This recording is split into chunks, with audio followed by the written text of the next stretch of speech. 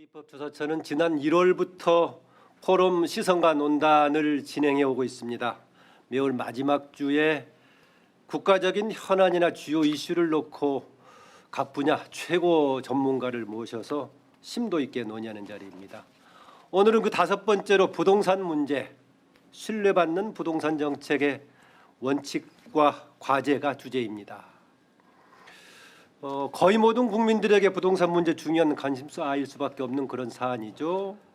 더구나 근래에 아파트 가격 급등을 비롯한 부동산 시장 불안에다가 공공기관 종사자들의 투기 특혜, 또 최근에 세종시 특혜 분양 논란까지 여러 가지 눈살 찌푸린 일들이 겹쳐서 아주 중요한 현안이 되어 있습니다. 오늘 시선과 논단이 초대한 전문가는 서강대 김경한 교수입니다. 오랫동안 대학에서 부동산 시장 또 부동산 관련 정책을 연구해 오셨고요.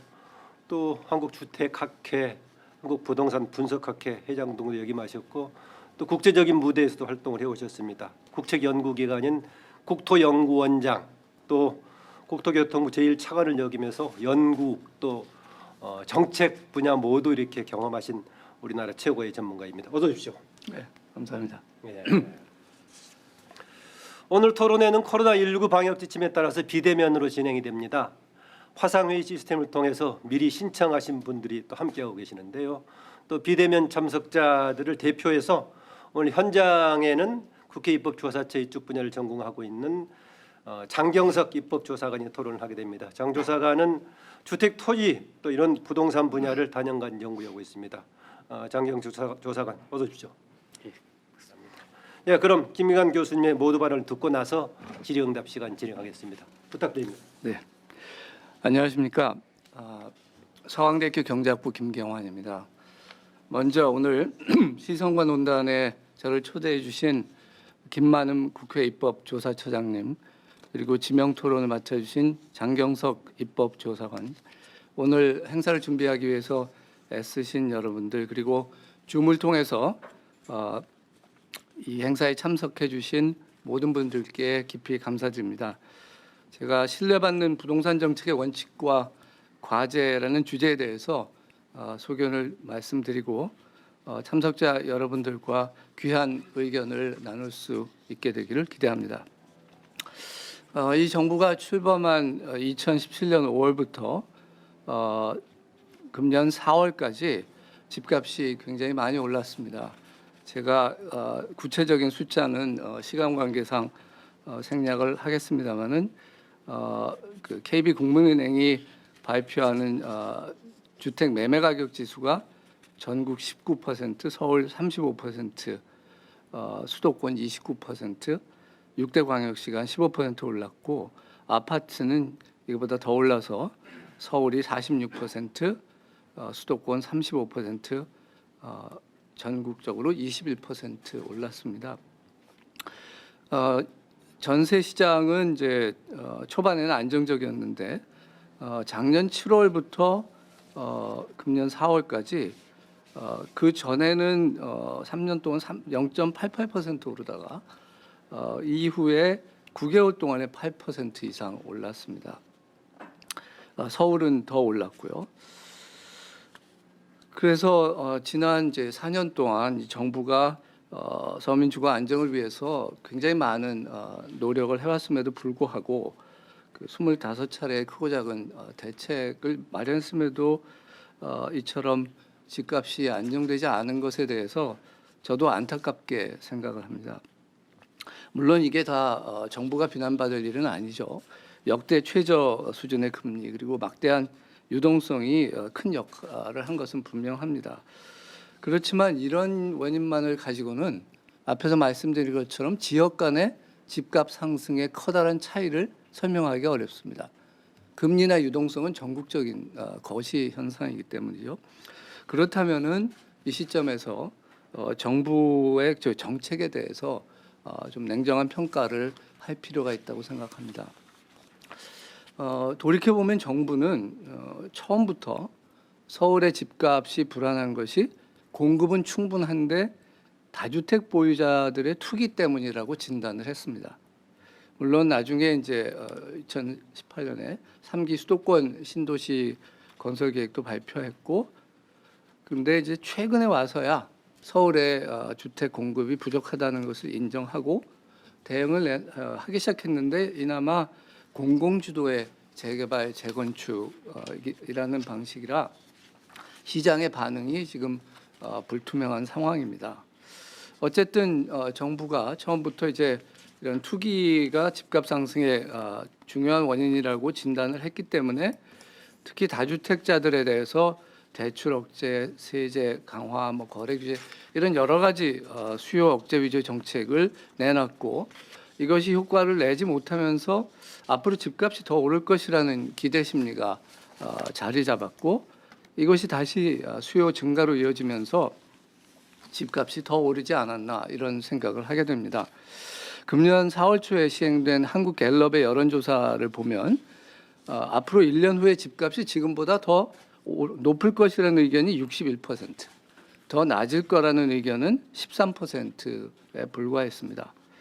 그래서 정부가 대책을 내놓으면 집값이 잠시 주춤하다가 얼마 안 있어서 다시 오르고, 또 집값이 오르는 지역에 대해 이른바 핀셋 규제를 도입하면 다른 지역으로 가격 상승세가 확대되는 이른바 풍선 효과도 나타났습니다. 그렇지만 지난 4년 동안 정부는 이 정책 효과를 분석해서 이제 방향을 근본적으로 바꾸기보다는 일관되게 당초 정책 방향을 추진해 왔고, 그러다 보니까 대책 발표 주기는 점점 짧아지고 정책에 대한 신뢰도 낮아지지 않았나 생각을 합니다. 그래서 말씀드린 갤럽 여론조사에서 부동산을 잘하고 있다는 의견은 9%고 못하고 있다는 의견이 81%였습니다. 그래서 결과적으로는 이제 이 다주택자들이 모든 세금이 늘어서 집을 사기도 어렵고 보유하기도 힘들고 팔기도 어렵다 이런 불평을 하지만은 일반 또 1주택 보유자들 포함한 나머지 상당수의 가구들도 세금이 많이 올라서 이제 걱정을 하고 있습니다. 그리고 임대 시장도 이제 이른바 임대차 입법 시행 여파로 물량이 준 데다가 재건축 대상 아파트에 대해서 소유자가 실거래를 2년 해야 된다든지, 또 신도시 3기 분양을 기다리면 수요 등이 겹치면서 전월세 가격도 좀 불안해서 결과적으로는 사람들의 주거 선택이 어려운 상황이 됐습니다. 그래서 앞으로 이제 신뢰받는 부동산 정책을 회복하기 위해서 저는 우선적으로 주택 정책의 목표를 재정립해야 할 것을 제안합니다. 저는 주택 정책의 궁극적인 목표는 두 가지라고 생각합니다. 하나는 우리 국민들이 전반적으로 지금보다 더 나은 주거 수준을 누릴 수 있도록 정부가 틀을 만들고 지원하는 것입니다. 두 번째는 시장에서 주거 문제를 해결하기 어려운 주거 약자들에 대해서 정부가 확실하게 이 주거 복지 확충을 위해서 개입하는 것입니다. 이 과정에서 주택 금융과 주택 관련 세제는 수요를 억누르는 수단으로서가 아니라 금융과 세제 본연의 원칙에 맞게 운영되는 것이 바람직하겠습니다. 주택 가격 안정은 이런 두 가지의 궁극적인 목표를 달성하는 데 있어서 어쩌면 중요한 중간 목표가 될 수는 있을 것입니다.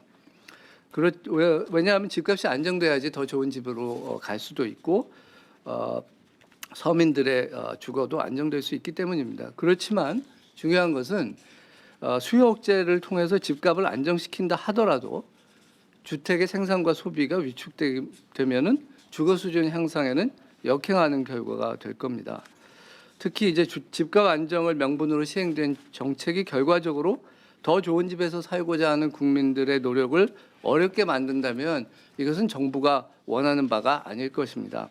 그래서 수요자들이 원하는 양질의 주택이 지속적으로 공급되도록 해야 주거 수준이 올라가고 이와 함께 집값도 안정될 수 있으리라는 생각입니다. 우리나라 부동산 정책에서 가장 민감한 쟁점 중에 하나가 1가구 다주택 보유자를 어떻게 보느냐입니다. 그래서 우리나라 주택 정책은 1가구 1주택을 지향하고 있지만 세계 어느 나라에도 모든 사람이 집을 한 채씩 갖고 있는 나라는 없습니다. 현실적으로는 많은 사람들이 임대주택에 살아야 합니다. 그러면 임대주택을 누가 공급할 것인가? 물론 공공임대도 있지만 우리나라는 대부분 집을 두 채 이상 가진 개인들이 민간 임대주택의 공급을 담당하고 있습니다. 그런데 이런 행위를 투기로 치부해서 중과세하고 규제하게 되면은 중장기적으로 임대 가능한 주택이 양적 질적으로 제한돼서 임차인들의 주거 안정에 저해될 수가 있다는 생각이고, 그래서 여기에 대해서는 좀 더 심각한 고민이 필요하다고 생각합니다. 마지막으로 저는 이제 정부가 시장에 개입할 때 좀 요새 신조어를 쓴다면 낄끼빠빠의 원칙을 좀 지켰으면 좋겠다. 네. 그래서 나서야 할 곳과 물러서야 할 곳을 가리고 개입한 데는 확실하게 정부가 효과를 내는 정책을 썼으면 좋겠고, 특정 지역의 집값을 잡겠다는 목표는 그 정당성도 약하고 수단의 효과성도 담보하기 어렵다고 생각합니다. 무엇보다도 정부가 시장을 과소평가하지 말았으면 좋겠습니다. 어떤 대책이 나오면 시장 참여자들은 최선을 다해서 자신들의 이익을 지키기 위해서 여러 가지 궁리를 하고 선택을 하는 것입니다. 그래서 정책을 만드는 공무원이나 입법을 하시는 의원들께서 그런 정책이나 법률에 대해서 자신들은 어떻게 대응할까를 생각해 보면 저는 그 정책이나 법률의 효과가 짐작될 수 있다고 생각합니다. 중요한 것은 정책의 의도가 아니고 결과입니다. 모든 정책은 선한 의도를 가지고 도입되지만 모든 정책이 다 기대하는 결과를 내는 건 아닙니다. 그리고 이 정부 들어서는 집값이 얼마나 올랐는지 자체를 가지고 뭐 논쟁이 벌어지고, 또 최근에 주택 공시가격 산출 근거에 대해서 이의 제기가 늘고 있는데, 이런 주택 통계의 정확성을 담보하는 것은 부동산 정책을 신뢰도를 높이는 중요한 과제라고 생각합니다. 그래서 정부가 이런 정책 전환을 하려고 한다면 정부 스스로가 이런 목표에 대해서 또 시장 개입의 범위나 방법에 대해서 확신을 가지고 국민들과 정치권을 설득해서 추진할 수 있는 동력을 확보할 수 있는 의지와 능력이 필요한데, 지금의 정책 환경에서 이것은 매우 어려운 일이라고 저도 생각합니다. 그렇지만 지금보다 더 좋은 이제 그 주택 정책이 나올 수 있기를 기대합니다. 감사합니다. 네, 김경환 교수님 고맙습니다. 여러 가지 얘기를 다 해주셨습니다. 그중에 오늘 우리